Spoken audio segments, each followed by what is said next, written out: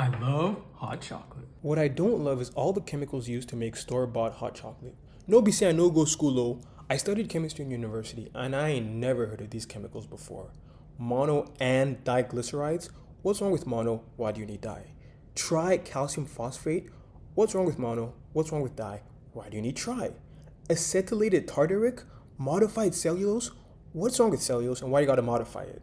And why do they just say natural flavor? The engineer in me decides rather than try to spend hours listening to whatever marketing reason they give for using these chemicals, I'll just reverse engineer it and create my own hot chocolate.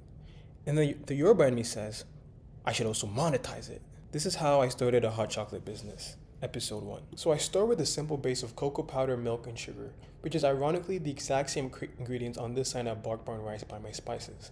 That wasn't planned, by the way. Some would say it's a coincidence. I say it's a sign from God. Step 1B, add a UVP. Say it with me, unique value proposition.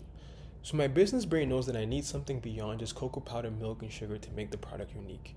And the Yoruba in me wants to add spices to everything I eat. So I decided to add black pepper, salt, ginger, and cinnamon to my unique mix. Step 2, research local food laws. Food is important to our health and heavily regulated, so I want to make sure I do it properly. I notify my regional health department that I want to start selling hot chocolate. Fortunately, hot chocolate powder is not time or temperature sensitive, so the rules are less strenuous. Step 3, talk to my local public health inspector. Within 24 hours of filling the form, the health inspector calls me, follows up with an email, and tells me the next steps. Most relevant part is, make a label. Step 4, packaging the product. Before making the label, I need to calculate the weight to put on the label. So I measure 5 servings, which gets me to exactly close to 100 grams.